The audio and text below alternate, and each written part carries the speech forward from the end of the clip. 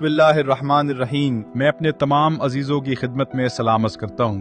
جس بات نے ہمیں بہت زیادہ حیران اور صدمے میں ڈال دیا اور جس کی ہمیں توقع نہیں تھی، وہ ہمارے عزیز امام کی شہادت تھی۔ ہماری امید یہ تھی کہ انشاءاللہ ہم آخری کامیابی اور قلعہ مقصود تک ان کے ساتھ رہیں گے اور وہ ہمارے درمیان موجود رہیں گے۔ آپ جانتے ہیں کہ وہ خود بھی شہادت کے عاشق تھے۔ وہ بارہ فرمایا کرتے تھے کہ ہم موت کو شہادت کے سوا کسی اور صورت میں سوچتے ہی نہیں، اور وہ کہتے تھے کہ جب کبھی میں سوچتا ہوں کہ شاید میری موت آئے اور میں شہید نہ ہوں تو میرا دل دکھنے لگتا ہے۔ بعض لوگ یہ سوال بھی کرتے ہیں کہ کیا یہ نہیں کہا جاتا تھا کہ وہ پرچم کو امام زمان کے ہاتھ میں دیں گے، امام امت کی طرف سے بھی، اور شہید ہراتی، شہید اندرزگو اور دیگر بزرگان دین کے بارے میں بھی ہم نے یہ سنا تھا کہ یہ بزرگ سید وہ شخصیت ہیں جو پرچم امام زمان علیہ السلام کے حوالے کریں گے۔ لیکن پرچم دینے کا مطلب دراصل یہ ہے کہ ایک لشکر کو پختگی اور آمادگی تک پہنچایا جائے، اسے تیار کیا جائے اور پھر اس پرچم کو ایک نئے کمانڈر اور رہبر کے حوالے کیا جائے۔ انہوں نے یہ کام پوری قابلیت، طاقت اور لیاقت کے ساتھ انجام دیا۔ حقیقت یہ ہے کہ وہ ہمیشہ قوم کو کامیابی کے قریب سمجھتے تھے اور ان کے زمانے میں ملک مختلف میدانوں میں ترقی کرتے ہوئے ایک بڑی طاقت بن گیا۔ انہوں نے اپنی ذمہ داری مکمل طور پر ادا کر دی اور اس پرچم کو امام زمان علیہ السلام کے سپرد کرنے کے لیے تیار کر دیا تاکہ دولت کریمہ کی تشکیل ہو سکے۔ ہمیں یقین ہے کہ یہ قوم واقعی دولت کریمہ کے قیام کے لیے تیار ہے۔ اس قوم کی فضیلت کے بارے میں 10 سے زیادہ قرآنی آیات اور متعدد روایات موجود ہیں۔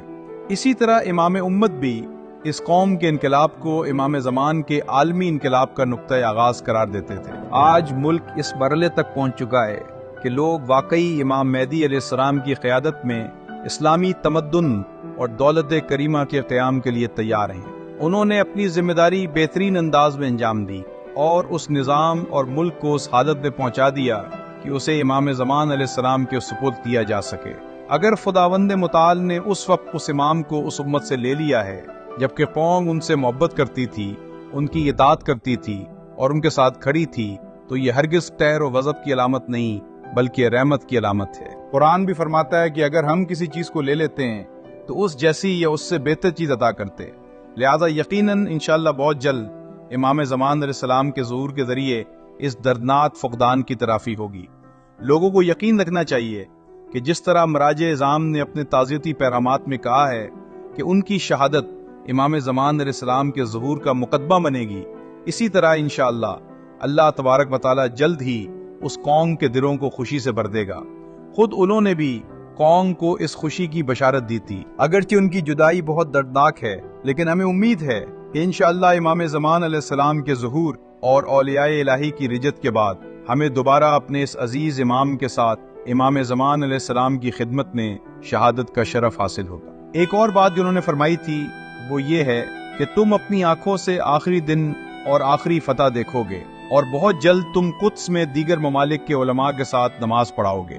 ممکن ہے کہ اس وقت ہم تمہارے درمیان نہ ہوں۔ یہ الفاظ اس بات کی نشاندہی کرتے ہیں کہ انہوں نے اپنی ذمہ داری بہترین انداز میں ادا کر دی تھی۔ اسی سلسلے میں حضرت آیت اللہ شبزندہ دار نے خواب نقل کیا تھا جو پہلے ایک امانت کے طور پر رکھا گیا تھا لیکن اب قوم کے سامنے بیان کیا گیا ہے۔ انہوں نے بتایا کہ جوانی کے زمانے میں انہوں نے خواب میں رسول خدا اور امیر المومنین علی علیہ السلام کو دیکھا۔ وہ ایک ادھوری عمارت کے پاس کھڑے تھے۔ رسول خدا صلی اللہ علیہ وآلہ وسلم نے انہیں فرمایا کہ تمہیں اس عمارت کو مکمل کرنا ہے۔ انہوں نے عرض کیا کہ یہ بہت بڑا اور بھاری کام ہے، لیکن رسول خدا صلی اللہ علیہ وآلہ وسلم نے تاکید فرمائی کہ یہ کام تمہیں ہی انجام دینا ہے۔